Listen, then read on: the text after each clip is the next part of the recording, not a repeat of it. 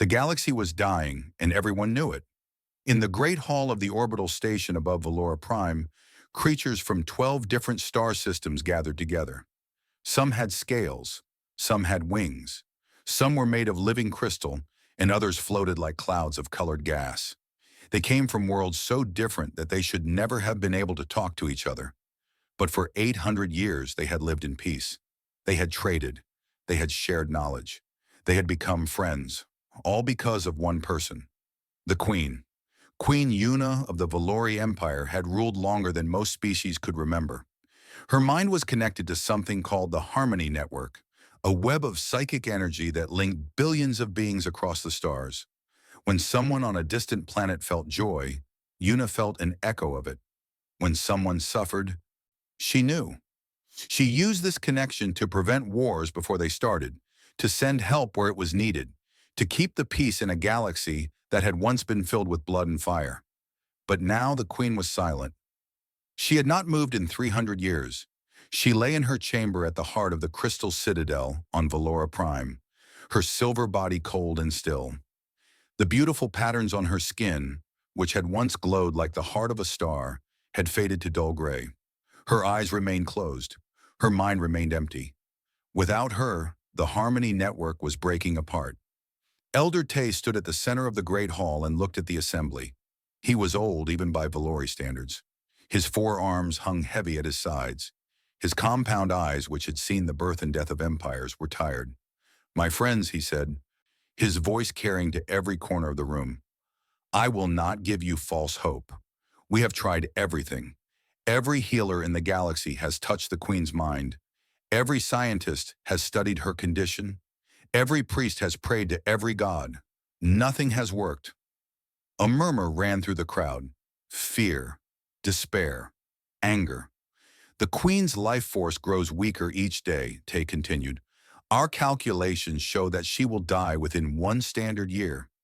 When she dies, the Harmony Network will collapse completely. And when that happens—" He did not need to finish. Everyone knew what would happen. The wars had already begun. Without the Queen's calming presence in their minds, old hatreds were waking up. Species that had been allies for centuries were now pointing weapons at each other. Trade routes were closing. Planets were starving. The galaxy was falling back into chaos. An insectoid delegate clicked her mandibles. How did this happen? The Queen was the strongest mind ever known. What could possibly hurt her? Tay closed his eyes. Even after 300 years, the memory brought him pain. "There is a group called the Silence," he said. "They believe that the Harmony Network is a form of slavery. They believe that connection makes us weak. For centuries, they worked in secret, building a weapon that could strike at the Queen's mind directly." He paused. His voice became quiet. 300 years ago, they used that weapon. They attacked the Queen with psychic force that should have killed her instantly. But Yuna was stronger than they knew. She fought back. She destroyed their weapon and scattered their forces across the galaxy. "Then she won," someone said. "No." Tay shook his head slowly. "The attack did not destroy her body. It destroyed something else. During the battle, while she fought against the Silence, the network carried to her the pain of billions. Every death caused by the chaos of that moment, every scream, every cry of fear. She felt it all at once." The room was silent. The Queen's mind could not bear it. She retreated inside herself, far away from the pain, and she has not returned. She chose to sleep rather than feel us suffering. A crystalline being, one of the architects of the third moon, spoke in a voice like ringing bells. "So she abandoned us." "No!" Tay's voice was sharp. "She saved us. If she had died in that battle, the network would have collapsed immediately. Billions more would have died. She holds the network together even now, even in her sleep. But that connection is fading. She is fading, and we do not know how to bring her back." Silence fell over the great hall. The weight of despair was heavy in the air. Then a small voice spoke up. It came from a communication screen in the corner of the room, one that had been silent until now. The face on the screen was strange to most of those present. It had soft skin, 2 eyes, 1 mouth, and dark hair. It looked young and nervous. "Excuse me," the face said. This is Dr. Kim Soo-jin of the United Earth Space Corps. We received your transmission. Did you say you are looking for beings with unique life energy? Tay turned to look at the screen. Humans. He had almost forgotten about them. Their planet had only recently been discovered on the edge of known space. They were primitive by galactic standards. They had barely mastered travel within their own solar system. Yes, he said, not expecting much. The Queen needs someone whose life force is different from anything in the galaxy. Someone whose energy might be able to reach her when nothing else can. Dr. Kim nodded slowly. We have been studying our own people since your ships arrived, and we found something interesting. She paused. Humans produce a form of energy that does not exist anywhere else in the galaxy. Our scientists call it bioelectric soul resonance. Your people call it soul fire. Tay felt something stir in his chest, something he had not felt in a very long time. Hope. Every human has it, Dr. Kim continued, but some have more than others. And we found one man whose soul fire is stronger than any we have ever measured. His name is Park Ji-soo. He is a military medic. He is not special by our standards, but if you are looking for unique life energy, she smiled slightly, he might be exactly what you need. Tay looked at the image on the screen for a long moment. Then he looked back at the assembly. For the first time in 300 years, his voice held something other than grief. Prepare a ship, he said. We are going to Earth. The galaxy had given up hope, but far away on a small blue planet that most of the universe had ignored, a man named Park Ji-soo was about to change everything. He did not know it yet. He was simply sitting in his small apartment in Busan, looking at the stars through his window, wondering if there was anything out there. There was, and it needed him more than he could possibly imagine. Park Ji-soo was not a hero. He knew this about himself, and he was fine with it. He was 32 years old, a medic in the United Earth Space Corps, and he spent most of his days treating minor injuries and filling out paperwork. He had joined the military to pay off his mother's hospital bills after her heart surgery. He had stayed because he did not know what else to do with his life. He was ordinary, average height, average build, a quiet face that people forgot easily. He had no wife, no girlfriend, no great ambitions. He went to work. He came home. He cooked simple meals and watched old movies, and sometimes called his mother to make sure she was taking her medicine. This was his life. It was small, and it was enough. Then the aliens came. The whole world had gone crazy when the first Valori ship appeared in Earth's sky. Governments panicked. Religions rewrote their books. People ran through the streets screaming that the end had come, but the end did not come. Instead, the aliens asked for help. Ji-soo watched the news like everyone else. He saw the strange four-armed creatures with their compound eyes and their silver skin. He heard their message about a dying queen and a galaxy in trouble. He thought it was all very sad and very far away and had nothing to do with him. He was wrong. 3 weeks after first contact, Ji-soo was called to the main military base in Seoul. He assumed it was for a routine medical exam. Instead, he found himself standing in a room full of generals and scientists and one very tall alien. Elder Tay looked down at him with eyes that held centuries of wisdom and weariness. Ji-soo felt very small. This is him? Tay asked Dr. Kim, who stood nearby with her tablet. Yes, Lieutenant Park Ji-soo. His soulfire readings are off every scale we have. Ji-soo raised his hand like a student in class. Excuse me, what is soulfire? And why are you all looking at me like that? Tay knelt down so that his face was level with Ji-soo's. Even kneeling, he was taller than most humans. Your species, he said slowly, produces a form of life energy that exists nowhere else in the known universe. We call it soul fire. It is the spark of life made visible. Every human has it, but you, Park Ji-soo, have more of it than any human we have measured. Much more. Ji-soo blinked. I feel pretty normal to me. That is what makes it remarkable. Tay stood back up. You do not even know the fire that burns inside you, but our instruments do. And we believe that your fire might be able to do something that nothing else in the galaxy can do, which is wake our queen. The room was silent. Ji-soo looked around at all the important people staring at him. He looked at the alien who had traveled across the stars to find him. He looked at his own hands, which had never done anything more impressive than stitch wounds and change bandages. "You have the wrong guy," he said. But they did not have the wrong guy. Over the next 2 weeks, Jisoo was tested more times than he could count. They put him in machines that scanned his brain. They drew his blood and studied it under microscopes that could see individual atoms. They made him run on treadmills while wearing helmets covered in wires. Every test said the same thing. His soul fire was extraordinary. Not because it was different from other humans, but because there was so much of it. He glowed, the scientist said, like a small sun. "It does not make sense," Dr. Kim admitted one day. "You have no special genetics, no unusual background, nothing that should produce readings like this." Jisoo shrugged. "Maybe your machines are broken." They were not broken. Finally, after all the tests were done, the general sat him down in a room and gave him a choice.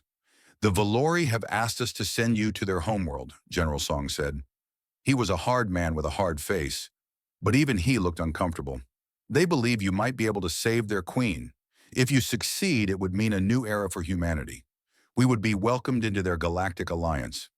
We would gain access to technology beyond our wildest dreams. And if I fail," the general was quiet for a moment, "others have tried to wake the queen. Some of them died. The psychic energy around her is extremely dangerous. There is a chance that attempting to reach her mind could kill you." Jisoo sat back in his chair. He thought about his apartment in Busan. He thought about his mother. He thought about his small, ordinary life. Then he thought about the look in Elder Tae's eyes, the desperation, the hope that Tae was clearly afraid to feel. He thought about an entire galaxy of beings he had never met, all of them counting on a queen who could not wake up. "Can I call my mother first?" he asked. The call was short. His mother cried a little. She told him she was proud of him. She told him to be careful. She told him to eat properly, even in space. "I love you, Mom," Jisoo said. "I love you too, my son. Go save the galaxy." She laughed when she said it. It sounded like a joke, but Jisoo heard the fear underneath the laughter, and he knew she understood that it was not a joke at all. The next day he boarded the Valori ship. It was beautiful and strange, made of materials that seemed to be alive. The corridors glowed with soft light. The walls hummed with energy. Jisoo felt like he had stepped into a dream. Elder Tae met him at the entrance. "Thank you," he said simply. "Thank you for coming." Jisoo looked out the window as Earth grew smaller and smaller behind them. Soon it was just a blue dot among millions of other dots. His home, his world, everything he had ever known. "I hope I am worth the trip," he said quietly. Tae put one of his 4 hands on Jisoo's shoulder. "You have already given us something we lost long ago, Park Jisoo." "What is that?" The old alien smiled, and for a moment, he did not look so tired. "Hope." The ship jumped into hyperspace and Earth disappeared. Ahead lay Valora Prime, the dying queen, and a fate that Jisoo could not begin to imagine. He was not a hero. He was just a medic from Busan who happened to have a bright soul. But sometimes that is all the universe needs. The journey to Valora Prime would take 47 days. 47 days of traveling through hyperspace, through tunnels of twisted light and folded reality. 47 days for Jisoo to learn about the galaxy he was trying to save. Elder Tae became his teacher. They would sit together in the observation room, looking out at the strange colors of hyperspace, while Tae told stories of the Valori and their queen. Jisoo listened carefully. He asked questions. He tried to understand a universe that was so much bigger and stranger than anything he had imagined. "Tell me about the queen," he said one day. "Who is she? Where did she come from?" Tae was quiet for a long moment. When he spoke, his voice was soft with memory. "Yuna was not born to be queen. She was chosen. Every 10,000 years, when the old queen dies, the Valori search across all our worlds for a new one. We look for someone whose mind is strong enough to hold the Harmony Network. Someone who can carry the weight of billions of souls without breaking. And Yuna was the one. She was the youngest candidate ever chosen, only 200 years old when she took the crown. Some of the elders thought she was too young, too soft. But her predecessor, the old queen, saw something in her that no one else could see. Tae's compound eyes seemed to look at something far away. The old queen told me on the day she died that Yuna had the rarest gift of all. She said Yuna did not just feel the Harmony Network. She loved it. Every single soul connected to her, she loved them. The old queen said this love would make Yuna the greatest queen in our history, but she also warned that it could destroy her. Jisoo thought about this, because if you love everyone, then when they get hurt, you hurt too. Yes, Tay nodded slowly. For 800 years, Yuna carried that pain. Every war, every famine, every death. She felt it all. But she never complained. She never pulled away. She used her love to heal the galaxy again and again. Until the silence attacked. Tay's whole body seemed to sag. The attack itself did not break her. She was strong enough to survive that. But during the battle, when the Harmony Network was in chaos, she felt millions of deaths at once. All that pain, all that fear, all that loss. It flooded into her mind like a wave of fire. Jisoo remembered something from his training as a medic. We have a word for that on Earth. Trauma. When something hurts you so badly that your mind cannot process it. Yes, trauma. Tay seemed to taste the word. I do not know if anyone has ever experienced trauma as deeply as Yuna did in that moment. She felt billions of lives and millions of them were dying. Her mind could not hold it all, so it did the only thing it could do. It shut down. It retreated, deep inside herself. Far from the pain, far from the love that had become unbearable. She has been hiding there ever since, sleeping, not alive, not dead, just gone. Jisoo stared out at the swirling colors of hyperspace. He thought about what Tai was telling him. A woman so full of love that it had broken her. A queen who had given everything she had to protect her people until there was nothing left to give. What am I supposed to do? He asked. I am just a medic. I fix broken bones. I bandage cuts. I cannot heal a trauma that destroyed the strongest mind in the galaxy. Tay turned to look at him. Many beings have tried to reach Yuna in her sleep. Powerful psychics, ancient healers, some of the greatest minds in the galaxy. They all failed. Some died. That is not making me feel better. Listen. Tay leaned forward. They failed because they tried to force their way into her mind. They tried to pull her out. They tried to break down the walls she built. But those walls are there to protect her. The harder you push, the stronger they become. So what am I supposed to do differently? Tay was quiet for a moment. When he spoke again, his voice was gentle. You are human. Your soul fire is unlike anything in the galaxy. But it is not just the strength of your fire that makes you special. It is the nature of it. Human soul fire is warm. It is soft. It does not burn. It comforts. He placed one of his hands over his own chest. I felt it when I first met you. Your energy does not push. It does not demand. It simply offers, like a candle in the darkness, like a hand reaching out. Jisoo thought about his life, about sitting with dying patients, holding their hands, about listening to his mother talk about her worries, about all the small, quiet moments when he had tried to give comfort without asking for anything in return. You think she will let me in because I am not trying to force her? I think, Tay said carefully, that you might be the first person in 300 years who can offer her what she truly needs. Which is what? Tay smiled sadly. Someone who understands that love is not always strong. Sometimes love is simply being there. Sometimes love is staying, even when it hurts. Sometimes love is as small as holding a hand in the dark. The ship continued its journey through the stars.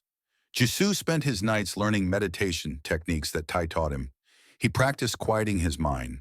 He practiced feeling the soul fire inside himself, the warmth that he had never noticed before. And slowly as the days passed, he began to understand what he needed to do. He was not going to save the queen with power. He was not going to break down her walls or force her to wake up. He was going to sit with her in the darkness. He was going to offer his hand. He was going to be there, simply and quietly, until she was ready to come back. On the 47th day, the ship dropped out of hyperspace. Valora Prime filled the window.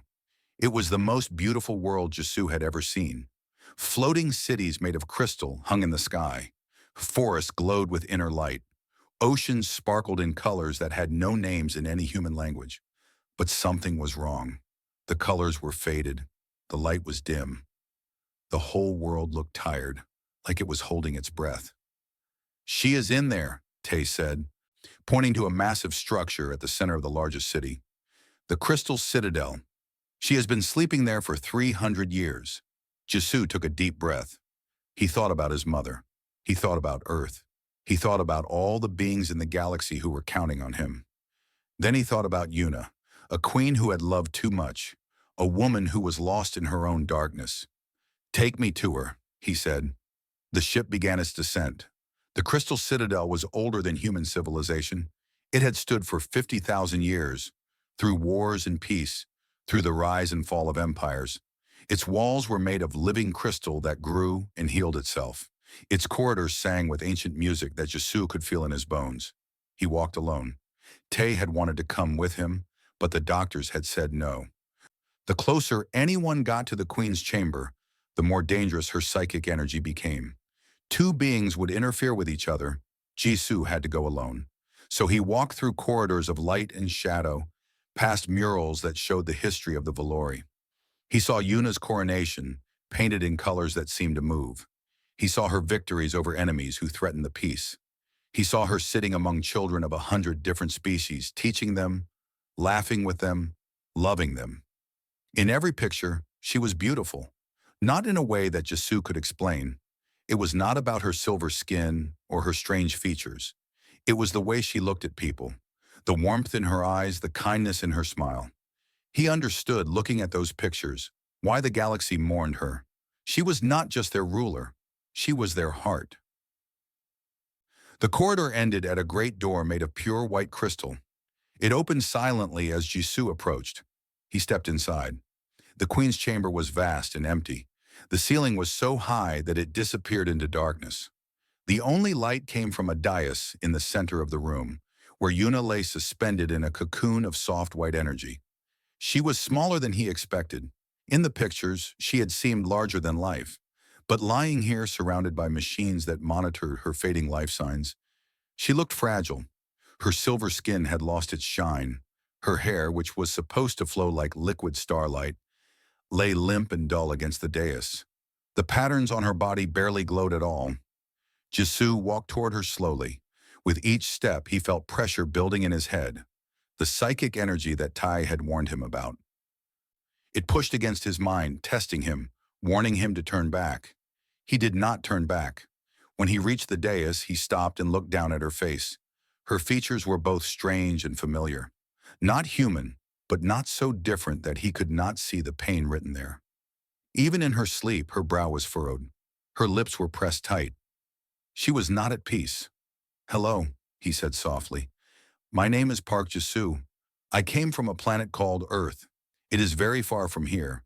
I am just a medic. I fix small things. Broken bones. Cuts. I do not know if I can help you, but I want to try." There was no response. He did not expect one.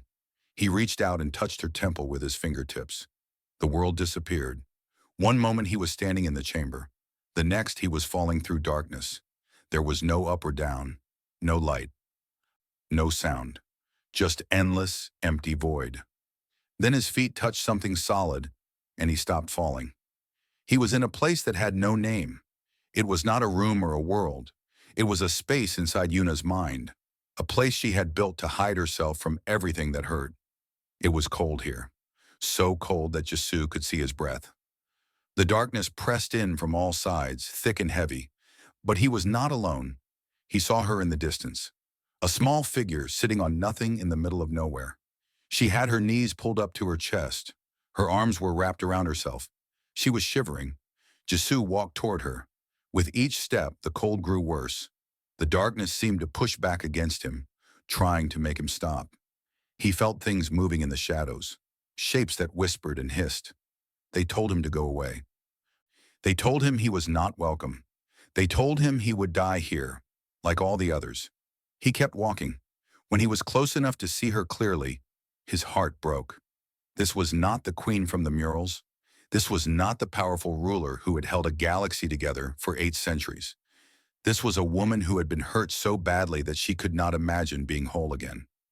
She looked small and broken and alone. "Go away," she said without looking up. Her voice was hollow, empty. "You will die if you stay here, like all the others. Go away." Jisoo sat down across from her. The cold bit into his bones. The shadows screamed at him, but he stayed where he was. "No," he said simply. She looked up. Her eyes, which were supposed to glow with inner light, were dark and dull. "You do not understand. I cannot go back. I cannot feel them again. The pain, the death, I cannot." "I know." "Then why are you here? What do you want from me?" Jisoo was quiet for a moment. He looked at this ancient being, this queen who had lived for over 1,000 years, and he saw something familiar. He saw the same look he had seen in the eyes of dying patients, the same fear, the same exhaustion, the same desperate hope that maybe, just maybe, someone would understand. "I do not want anything from you," he said. "I am not here to make you do anything. I am not here to drag you back to a galaxy that hurts you." "Then why?" He smiled. It was a sad smile, but it was warm. "Because you have been alone in the dark for 300 years, and no one should be alone that long. So I thought I would sit with you for a while, if that is okay." For the first time, something flickered in her empty eyes. Confusion, disbelief, a tiny spark of something that might have been hope. "You would do that?" she asked. "Just sit with me?" "Yes. Why?" Jisoo thought about his father, who had died when he was 12. He thought about the long nights after the funeral, when the house was too quiet and his mother's crying came through the thin walls. He thought about how much he had wanted someone, anyone, to just sit with him in the darkness.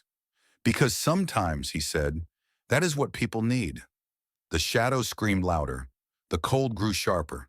But Jisoo stayed where he was, and slowly, very slowly, Yuna's grip on herself loosened just a little. She did not speak. She did not move closer. But she did not tell him to go away again. And in a place of endless darkness, that was a beginning. Time moved differently in Yuna's mind. Jisoo did not know if minutes passed or hours or days. There was no sun to mark the time. No sound except the whispers of shadows. Just the cold and the dark, and the woman sitting across from him. She did not speak at first. Neither did he. They simply sat together in the emptiness. Two souls in a void that seemed to go on forever. Finally she spoke. "You are strange," she said. Her voice was still hollow, but there was something else in it now. Curiosity. "Others who came here tried to force me out. They tried to break down my walls. They burned so bright that they hurt to look at. But you..." "But I what?" "You are warm." She looked at her hands, still wrapped around her knees. "I had forgotten what warmth felt like." Jisoo did not know what to say to that, so he said nothing. He had learned in his years as a medic that sometimes the best thing to do was wait. Let people find their own words. Yuna found hers. "Do you know what it is like," she said slowly, "to feel everything? Every joy, every sorrow, every death. For 800 years I carried them all. Billions of lives connected to my mind. When a child was born on the other side of the galaxy, I felt its first breath. When an old man died in his sleep, I felt his last thought." "That sounds beautiful," Jisoo said, "and terrible." "It was both." A ghost of a smile crossed her lips. "For a long time I thought I was strong enough. I thought my love could bear any weight. The old queen warned me before she died. She said that love without boundaries would destroy me. But I did not listen. I thought I was different. I thought I was special." She laughed. It was a bitter sound. "I was arrogant." "No," Jisoo said quietly. "You were kind. There is a difference." She looked at him with surprise. No one had called her kind in a very long time. "When the silence attacked," she continued, "I fought them. I was strong enough to fight them. But while I was fighting, the Harmony Network was in chaos. Deaths were happening everywhere. Wars were breaking out. Species were slaughtering each other. And I felt all of it." Her voice broke. "Millions of deaths, Park Jisoo. Millions of lives ending in pain and fear. All at once. All inside my mind. And I could not stop it. I was the queen. I was supposed to protect them, and they died anyway. Tears began to fall down her silver cheeks. Jisoo had not known that Valori could cry. But of course they could. Everyone could cry.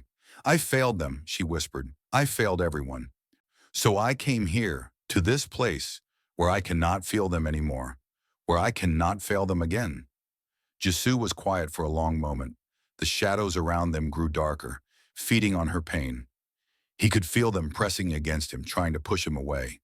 But he had heard words like these before. Different words from different people, but the same pain underneath. When I was 23, he said softly, I was a new medic in the army. There was an accident during training, an explosion. 5 soldiers were hurt badly. I was the only medic on site. Yuna looked at him. I tried to save them all. I ran from one to another, doing everything I had been taught, but there was too much damage, too much blood. By the time help arrived, 3 of them were dead. He took a deep breath. The memory still hurt, even after all these years.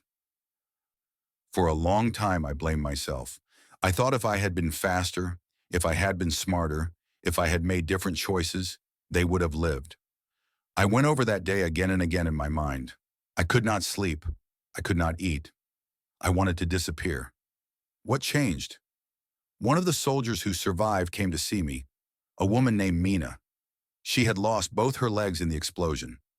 I thought she would hate me for not saving her friends. Instead, she thanked me. Yuna frowned. Why?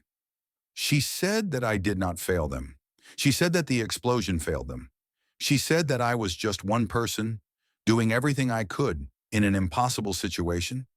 She said that blaming myself was the same as saying I should have been able to do the impossible. And that was not fair. Not to me, not to anyone. He looked at Yuna with gentle eyes. You did not fail the galaxy, Yuna. The silence failed the galaxy. The wars failed the galaxy. You were just one person doing everything you could in an impossible situation. And the fact that millions died does not mean you failed. It means you were fighting a battle that no one could have won alone. Yuna stared at him. The tears were still falling, but something had changed in her expression. The despair was still there, but there was something else now, something fragile and flickering. How do you do it? She asked. How do you carry that pain and still go on? Jisoo thought about the question. He thought about the patients he had lost, the people he could not save, the grief that never fully went away. We do not forget, he said. We do not stop hurting, but we learn to carry it. And sometimes, he reached out his hand toward her. Sometimes we let others help us carry it. She looked at his hand. It was such a small thing, a human hand, ordinary in every way. But it was reaching toward her through the darkness, offering something she had not felt in 300 years. Connection. You have been holding the galaxy together alone for 8 centuries, Jisoo said. Maybe it is time to let someone help. The shadows screamed. The cold intensified. Everything in this place of pain and fear tried to push them apart. But Yuna looked at his hand. She looked at his face. She looked at the warmth that glowed in his eyes. And slowly, so slowly that it felt like the whole universe was holding its breath, she began to reach back. Yuna's fingers trembled as they moved toward Jisoo's hand. The shadows around them went wild. They screamed in voices that sounded like death itself. They clawed at her arms. They wrapped around her body. They pulled her back. She was not strong enough. For 300 years, she had lived in this darkness. It had become part of her. The pain, the guilt, the fear. They were not just around her. They were inside her. And now when she tried to reach for the light, they would not let her go. I cannot, she gasped. Her hand stopped moving. Her eyes filled with fresh tears. I am too far gone. The darkness is too deep. I am sorry. I am so sorry. She began to sink. The void beneath her opened up, ready to swallow her completely. The shadows sang in triumph. But Jisoo did not let her go. He moved forward, pushing through the cold that burned like fire. He pushed through the shadows that cut at his skin. He pushed through the screaming voices that told him to give up. He did not listen to any of it. He reached Yuna just as she was about to disappear. His arms wrapped around her. He held her tight against his chest. And for one moment, the shadows paused. They did not know what to do with this. No one had ever done this before. I have got you, Jisoo whispered. I am not letting go. Yuna looked up at him. Her eyes were wide with shock, with wonder, with something that might have been hope. Why? She asked. Why would you risk yourself for me? You do not even know me. You are just a human, a mortal. Why would you give your life for a stranger? Jisoo thought about the question, and he realized that he did not have a complicated answer. The truth was simple. Because you are worth saving, he said. Because everyone is worth saving. Because that is what we do. We humans. We are small and we are weak and we do not live very long, but we never give up on each other, and I am not going to give up on you. The soul fire inside him began to glow. It started as a small light in his chest, a warmth that spread through his body, but it did not stop there. It grew brighter, hotter. It pushed back the shadows. It melted the cold. It filled the void with golden light. But it was not enough. Yuna could feel herself slipping.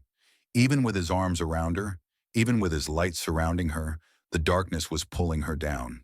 She had been here too long. The void had become her home. And part of her, a small and broken part, did not want to leave. I cannot, she whispered again. I am too afraid. Jisoo looked at her. He looked at this woman who had carried a galaxy on her shoulders. This queen who had loved billions of beings. This soul that had given everything it had until there was nothing left. And he did the only thing he could think of. He pulled her close. He cradled her face in his hands, and he pressed his lips to hers. It was not a kiss of romance. It was something deeper, something older. It was a transfer of everything he was. His soul fire poured into her, not as an attack, but as a gift. His memories flowed with it. His love for his mother, his care for his patients, his stubborn human refusal to accept defeat. All of it, everything that made him who he was, he gave to her. And Yuna drank it in. For the first time in 300 years, she felt warm. For the first time since the attack, she felt light instead of darkness. She felt love that did not hurt. She felt hope that did not mock her. She felt human. In the physical world, the scientists monitoring the chamber watched in terror. Jisoo's heart had stopped. His body lay collapsed on the floor next to the queen's dais, not moving, not breathing. And then Yuna's heart stopped too. For 3 terrible seconds, both of them were gone. 2 souls suspended between life and death. 2 hearts silent in a universe that held its breath. Then light exploded from the chamber. It was not like any light the scientists had seen before. It was gold and silver mixed together, human and Valori combined. It burst through the walls of the crystal citadel. It shot up into the sky. It spread across the planet like a wave, and then it spread further, across the Valori system, across the neighboring stars, across the entire galaxy. The Harmony Network, which had been fading for 300 years, suddenly blazed back to life. On 1,000 different worlds, billions of beings gasped. They felt the connection flood back into them. They felt the Queen's presence, strong and warm and alive, filling their minds with peace. Wars stopped mid-battle. Soldiers lowered their weapons and looked at each other with confusion and then with tears. Old enemies embraced. Children who had never known the network's peace suddenly understood what their parents had mourned. The galaxy was whole again. And in the chamber at the heart of the Crystal Citadel, Queen Yuna of the Valori Empire opened her eyes. She took a breath, her first breath in 300 years. The patterns on her skin blazed with light. Silver and gold together, more beautiful than they had ever been. She sat up slowly, feeling her body come back to life. Then she saw Jisoo. He lay on the floor below her dais. His face was pale. His breathing was shallow. His soul fire, which had once burned brighter than any human alive, was barely a flicker.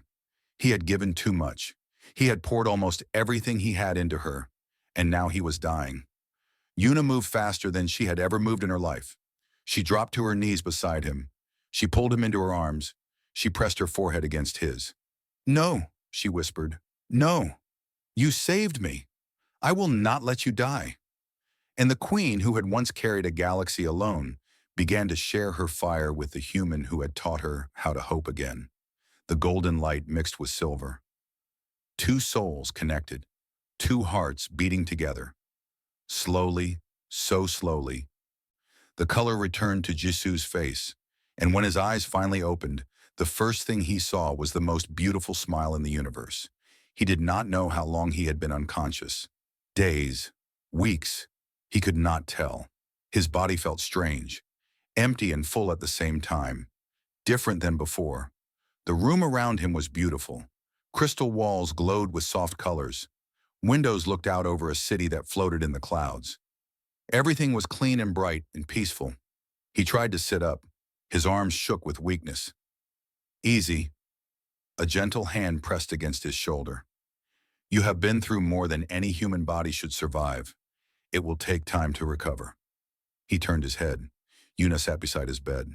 She looked different than she had in the void. Her silver skin glowed with health. Her hair flowed like starlight again. The patterns on her body pulsed with beautiful light, silver and gold mixed together. She was smiling. "You are awake," she said softly. "I was beginning to worry." Jisu tried to speak. His voice came out as a croak. "How long?" 32 days. Your soul fire was almost completely gone when you woke me. I have been feeding you energy ever since. A little bit each day, so your body could adjust." He looked down at his hands. They seemed the same as before. But when he looked closely, he could see traces of silver running under his skin. "What happened to me?"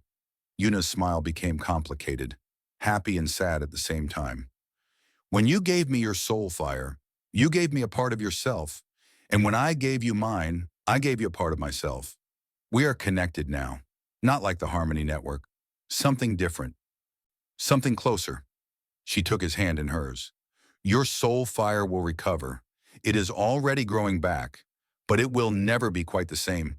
Part of it will always be mine, and part of mine will always be yours." Jisu looked at their joined hands, silver and gold, human and Valori, two souls bound together by a kiss in the darkness. "Is that bad?" he asked. Yuna laughed. It was a beautiful sound. "No, Park Jisu, it is not bad at all."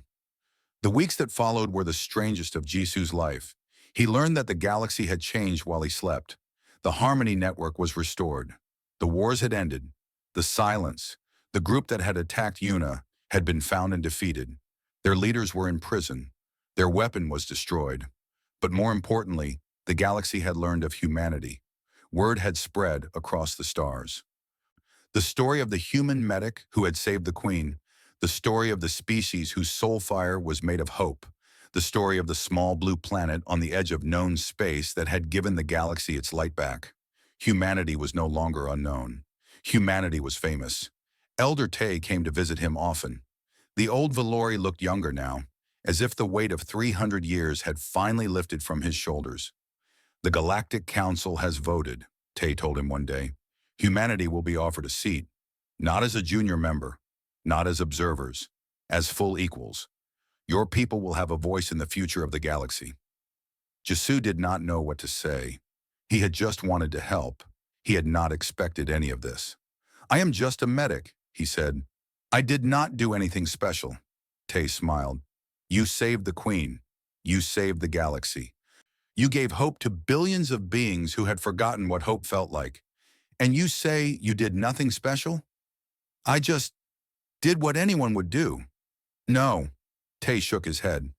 "That is exactly what makes humans special. You think that love and sacrifice are normal? You think that risking your life for a stranger is ordinary. But in all my centuries, I have never seen another species that believes such things." He placed a hand on Jisu's shoulder. "This is what humanity brings to the galaxy. Not technology, not power, not weapons. You bring the belief that every life is worth saving. You bring the courage to love without counting the cost. You bring hope." Jisu thought about this for a long time after Tay left. 1 year later, the first human ambassadors took their seats on the Galactic Council. Dr. Kim was among them. Generals and scientists and leaders from every nation on Earth. They looked small among the giant aliens and ancient beings, but they did not look afraid. They looked determined. Jisu watched the ceremony from a balcony in the Crystal Citadel. He was not down there with the officials. He was not a politician or a diplomat. He was still just a medic. But he was not alone. Yuna stood beside him, her hand in his.